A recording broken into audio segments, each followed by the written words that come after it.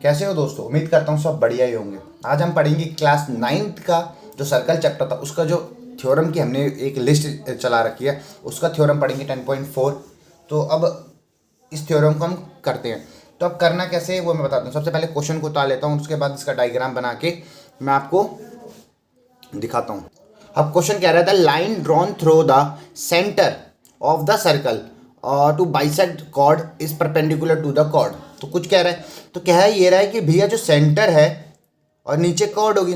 अब सेंटर से एक लाइन निकली जो परपेंडिकुलर हुई, तो हमने पीछे पढ़ा कि परपेंडिकुलर होती है, पर यहाँ पे क्या बोले कि ये भैया बाइसेक्ट कर रही है कॉर्ड को। तो ये ए बी, इसका नाम दे देता हूँ ओ बी। अब मैं ए ओ को ज्वाइन कर लेता हूँ और यहाँ से भी मैं बी ओ को ज्वाइन कर लेता हूँ। मैंने दोनों को ही ज्वाइन कर लिया।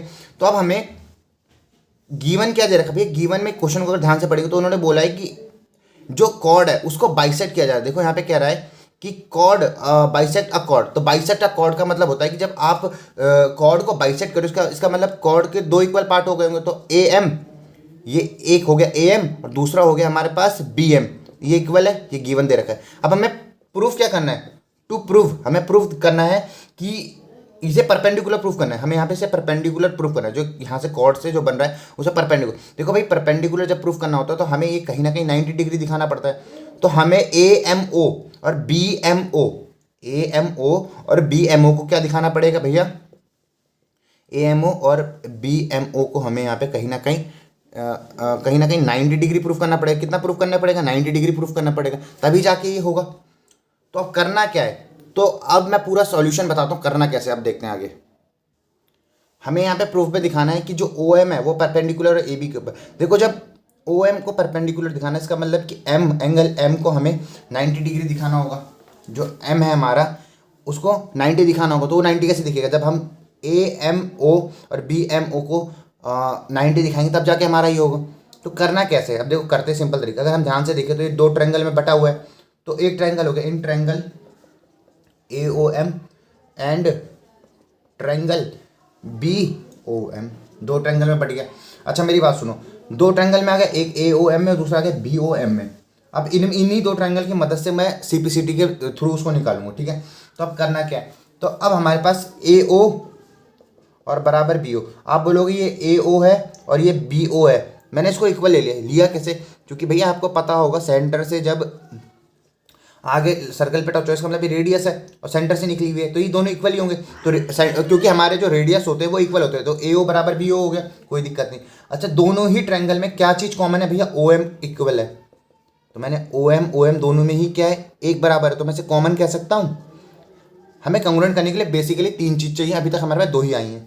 तो अब आखिरी रह रही है, तो आखिरी को मैं क्या दिखा सकता हूँ भाई, मेरे पास एक चीज़ और क्या दे रखी है इन्होंने, हमने अभी पीछे पढ़ा था उन्होंने दे रखा था ए एम बराबर बी एम दे रखा था।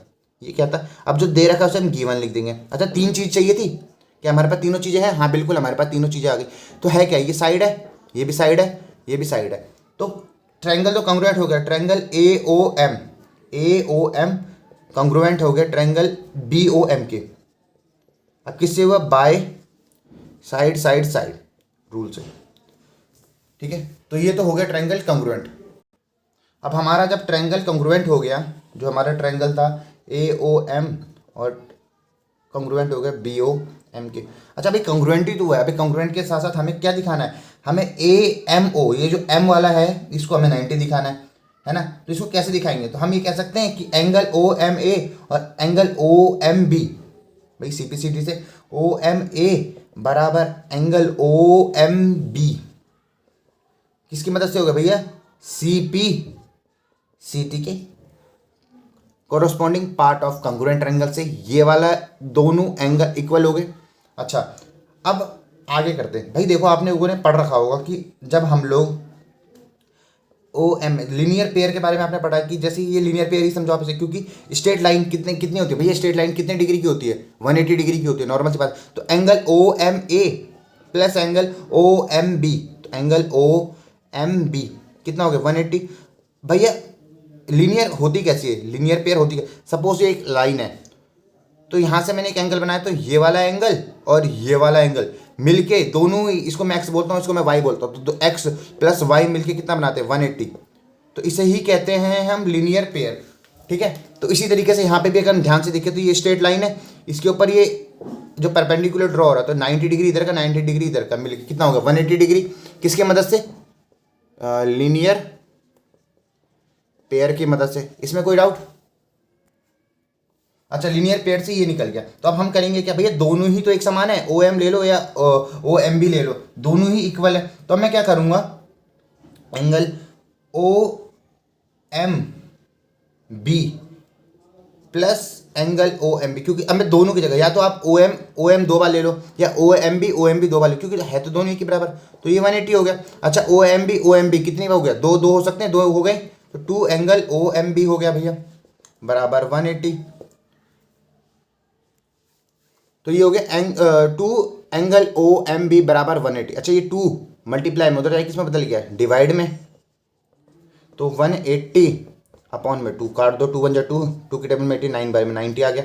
तो एंगल ओ एम बी कितना हो गया 90 डिग्री। और आपने अभी पढ़ रखा है कि जैसे सिमिलरली लिख दो यहाँ पे, सिमिलरली, उसी प्रकार से एंगल ओ एम बी के साथ साथ एंगल ओ एम ए भी कितना निकल जाएगा 90 डिग्री।